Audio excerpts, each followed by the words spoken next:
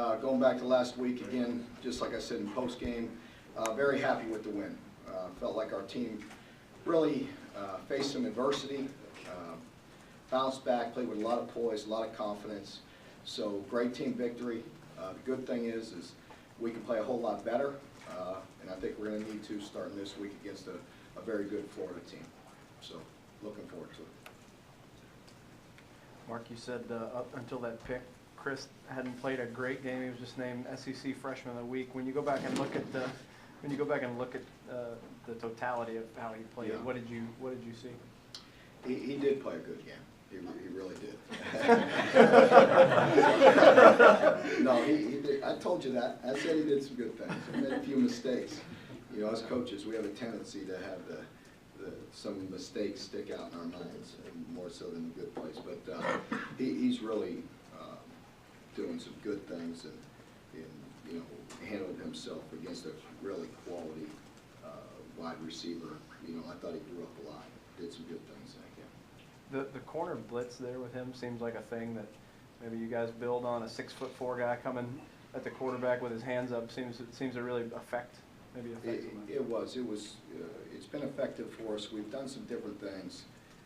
Even last week, Coach Elliott and the defensive staff really did a nice job, and we kind of dressed that up a little differently last week, and played a little different coverage behind it, which really helped us. You know, always try to get a wrinkle or two, you know, against a guy like Coach Spurrier, and just dressing things up was effective for us.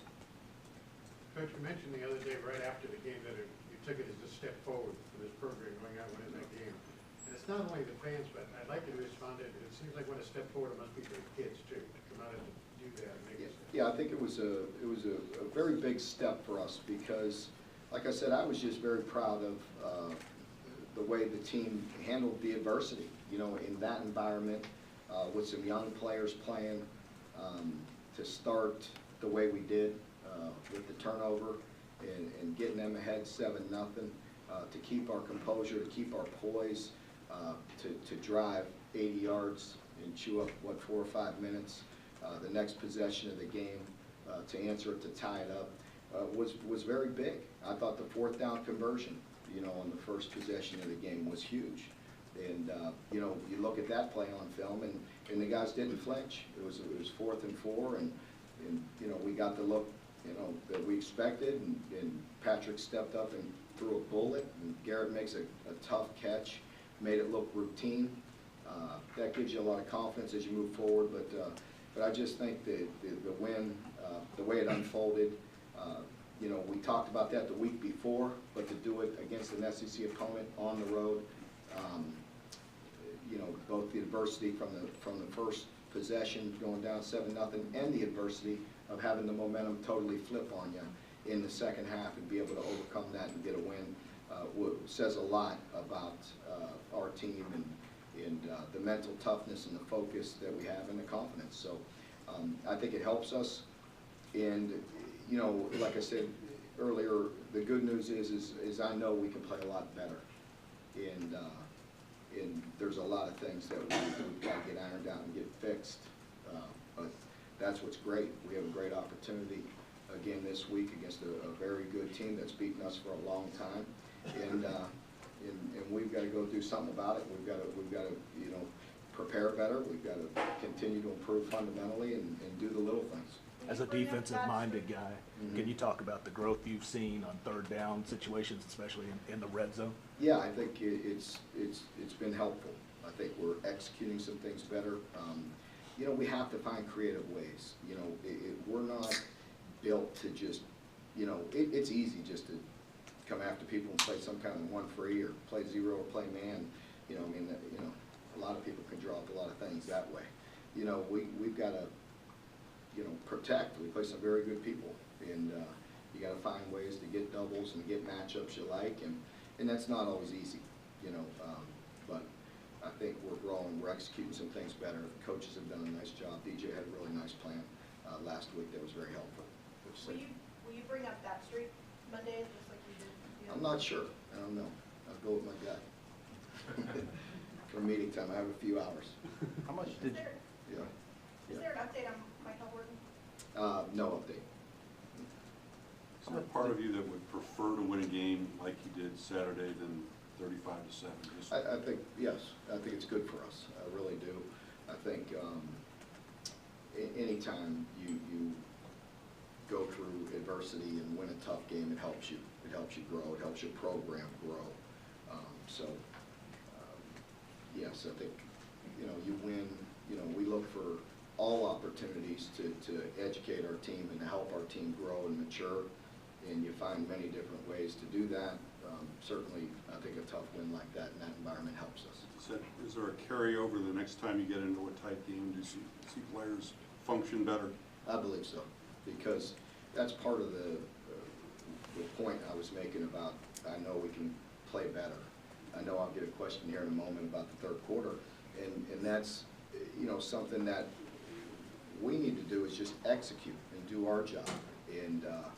And that's really what it comes down to, and that's last week and all the preparations we have and all the time I talk to the team. I mean, that's, it really always gets down to that. No matter what's going on, no matter what chaos you're involved with, it gets down to what you're trained to do and fundamentally play.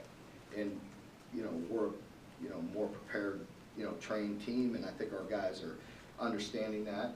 And when things get hostile, you got to go back to what they know, and that's technique in playing good football. And I think that's the beauty of us coming off a win, but still know we can get so much better because technique-wise, and there's some things, there's so many teaching opportunity from that last game that we can play a whole lot better. So what's up with the third quarter? I think that was it. I got ahead of you there. So,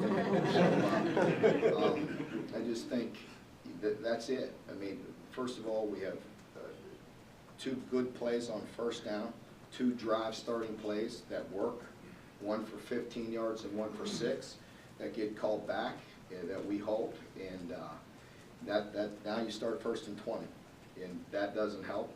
And then you put that on top of their drives and their momentum, their juice, and things flip. That's why, that's partly the reason you have to be a good football team to overcome some bad things. That's why we went so long with losing, because we weren't good enough to overcome momentum shifts like that. Denzel Ware's a guy that has really taken advantage of some playing opportunities and made some big plays. What do you see from him?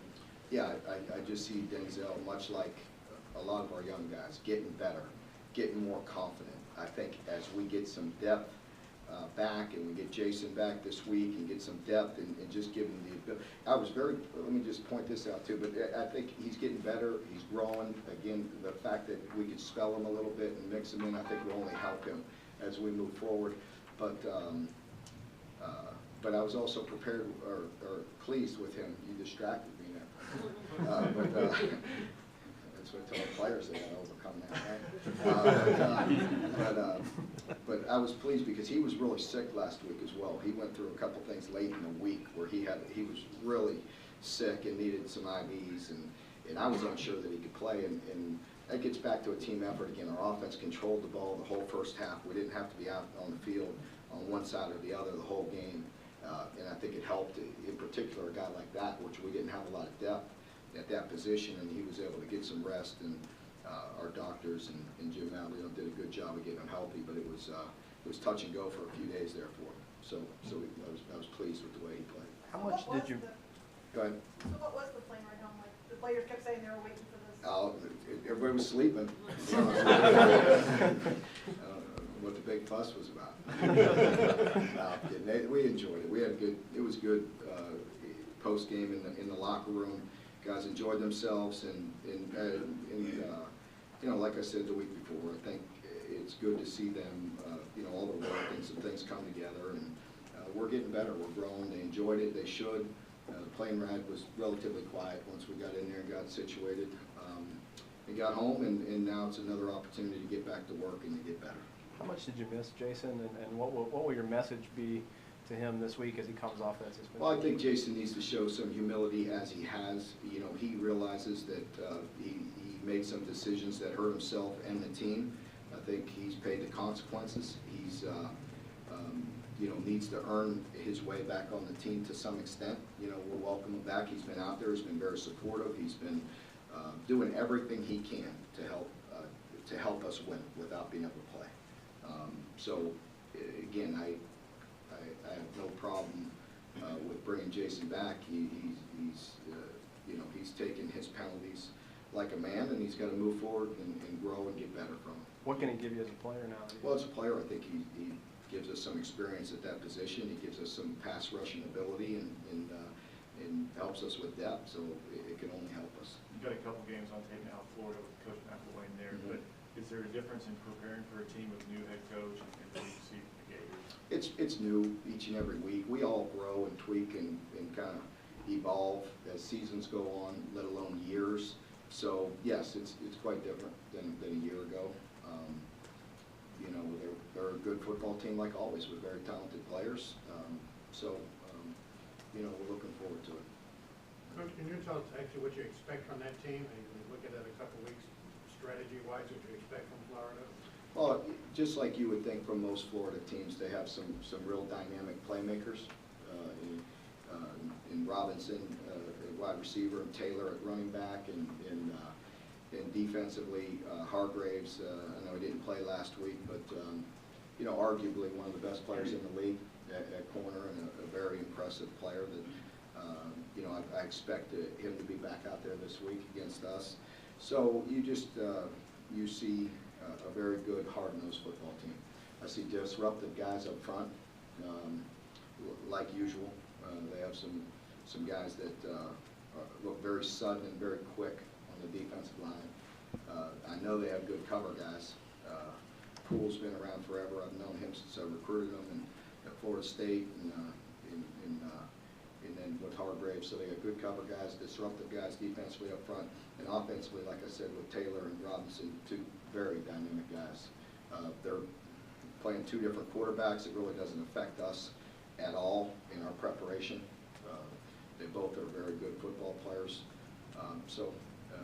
We expect a good game. With the way that game ended last year with Florida, how much do you think that enters your players' minds going into this one? Because they did play them so tight and close. I don't think very much. I really don't. As I said a week ago with South Carolina, 1 year to the next really shouldn't matter. If anything, I think our players know we've moved, beyond the belief. They know we can play. It's just a matter of attention to detail. And I think that's what the big message is this week is let's worry about us continuing to get better and fundamentally getting better. And, that's what's always going to carry you, as I always say. I mean, you can't talk your way around wins. You just got to get better and continue to push forward. And that's what we're looking forward to this week. It's always, easier and to get them motivated and to get them up, I think, after a victory. So a good win. And now we just got to put some days together.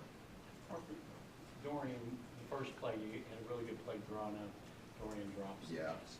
But then after that, Patrick came right back to him, Shannon came back to him, and he made several big catches. Can you just talk about that? Yeah, it does not surprise me at all. We all have a lot of confidence in Dorian. And going back to him, there was no doubt we were going to go back to him. So I think the first play, was disappointing for all of us because it was a big game, and it was just like we knew, just like we drew it up, just like they worked all week. I think he was worried about trying to make one guy miss and going the distance instead of just getting out of that hole. And could have, right? I mean, he had a lot of space in front of him there. Ifs and buts. Getting nuts, right? The boom play in overtime at Florida last year, was that the first time at the high level that you thought, oh, okay, this is, Yeah, it was probably some of it. That play he made in overtime to score was special. Yeah, I'd say that probably. Will you all At be least trying? it certainly wasn't a big stage.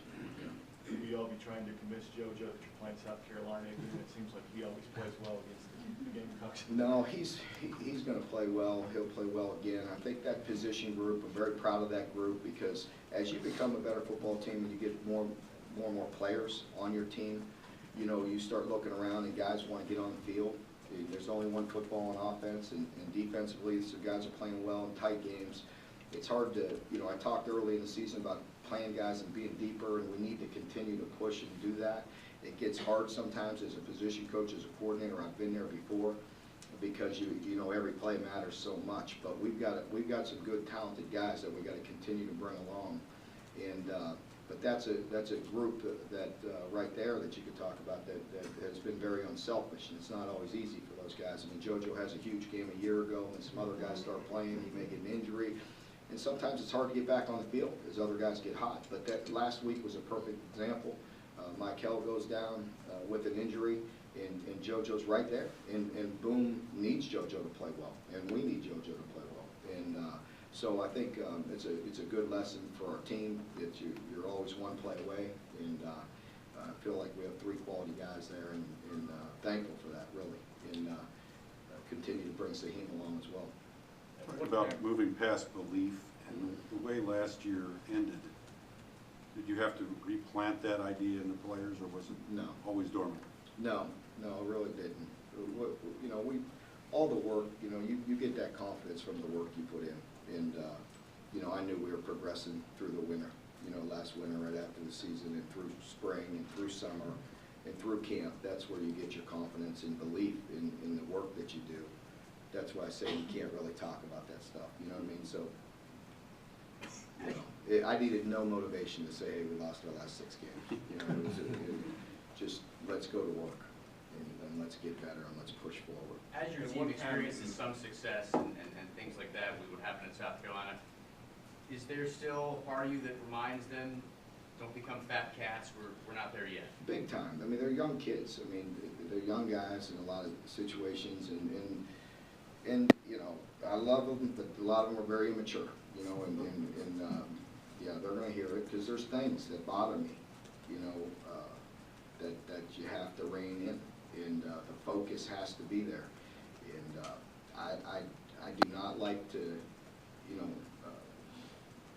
get guys uptight when we're traveling and things like that, but there's got to be some discipline, some accountability, and young guys have a tendency, you know, that there's a fine line for them there with everything. So I think all of us coaches, you're always in that situation, you know, but you know, we're getting better. It's happy to know that one time in the red zone area, you had Ames, Mosier, and Middleton at the same time, and they were moving the ball well. I didn't really pay attention to it myself, no. But did I speak to the depth? Yeah, we're pleased, you know, with that depth, and I always do go back and look at as I look at the coaches' grades as they give them to me on Sunday.